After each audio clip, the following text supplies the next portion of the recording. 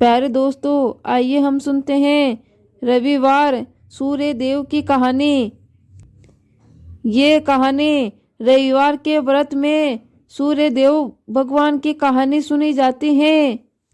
तो प्रेम से बोले सूर्य देव भगवान की जय हो।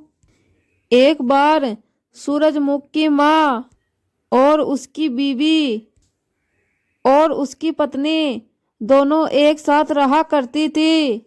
सूरजमुख आधा धन तो प्रजा में बांटा करता था और आधा धन अपनी माँ और अपनी पत्नी को दिया करता था।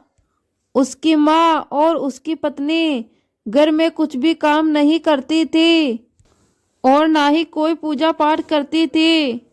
धीरे धीरे उनका धन खत्म हो गया। घर में खाने के लिए कोई दाना नहीं रहा और ना ही पहनने के लिए कोई कपड़ा रहा। तब दोनों सास बहू फटेहाल सूरजमुख के पास गई।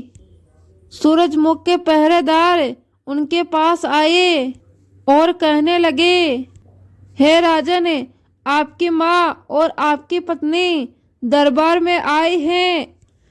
उनकी हालत बहुत खराब है। सूरजमुख ने विचार किया, मैं आधा धन तो प्रजा में बांटता हूँ और आधा अपनी पत्नी और अपनी माँ को देता हूँ, फिर भी इनकी ऐसी हालत क्यों हुई। तब सूरजमुख ने अपने पहरेदार से कहा कि उनको मेरे पास भेजो। तब सूरजमुख की माँ और पत्नी सूरजमुख के दरबार में आई। माँ ने कहा, बेटा, हमारा धन तो खत्म हो गया। हमारे पास ना तो कोई खाना है और ना ही पहनने के लिए कपड़े हैं। तब सूरजमुख अपनी पत्नी और माँ से बोले, आधा धन तो मैं प्रजा को देता हूँ और आधा आप दोनों को। प्रजा तो इतनी सुखी है, लेकिन आप दोनों की ऐसी हालत क्यों है। तब सूरजमुख ने उन्हें 5 गिट्टे दिए और कहा, आप दोनों एक नियम बना लो। आपकी बहू हर रोज 5 घरों में जाकर हर एक के साथ गिट्टे खेल के आए और घर में कुछ काम करे। तब सास बहू गिट्टे लेकर घर आ गई। अगले दिन बहू गिट्टे लेकर पड़ोस में गई। उसने पड़ोसन से कहा, आओ बहन गिट्टे खेले। इस पर पड़ोसन ने कहा, ना बाबा ना, मुझे तो बहुत काम है। मुझे तो पानी भरने जाना है। तुम्हारा क्या है, तुम तो सूरजमुख की पत्नी हो, तुम्हें क्या कमी है। ये बात सुनकर फिर वो दूसरे पड़ोसन के पास गई। उस पड़ोसन ने भी यही कहा कि मुझे तो झाड़ू चौका करना है। तीसरी पड़ोसन ने कहा, मुझे तो कपड़े धोने हैं। चौथी बोली, मुझे तो पूजा पाठ करना है। और 5वीं पड़ोसन बोलती है कि मुझे तो खाना बनाना है, पूरे घर की साफ सफाई करनी है। इसी तरह दिन ढल गया और उसके साथ किसी ने भी गिट्टे नहीं खेले। फिर वो निराश होकर अपने घर आ गई। फिर उसकी सास ने पूछा, बहू आ गई गिट्टे खेलकर। नहीं माँ जी, किसी के पास मेरे साथ गिट्टे खेलने का समय नहीं था।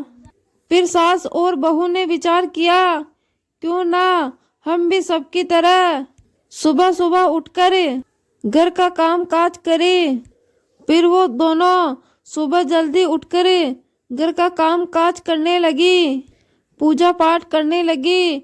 उनके धन में बरकत होने लगी। कुछ समय बाद वो दोनों सूरजमुख के दरबार में पहुंची। तब पहरेदार सूरजमुख के पास आकर बोले, महाराज, आपकी पत्नी और आपकी माँ आपसे मिलने आई हैं। उन्होंने बहुत ही कीमती वस्त्र पहने हुए हैं। ये बात सुनकर सूरजमुख ने कहा कि दोनों को अंदर भेज दो। तब माँ ने सूरजमुख से आकर कहा, बेटा, हम तो बहुत सुखी हैं।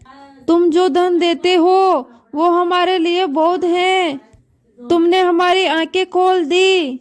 ये बात सुनकर सूरजमुख अपनी माँ और अपनी पत्नी से कहते हैं, धन चाहे कितना भी हो, हम आलस करते हैं तो वो धन घटता ही रहता है।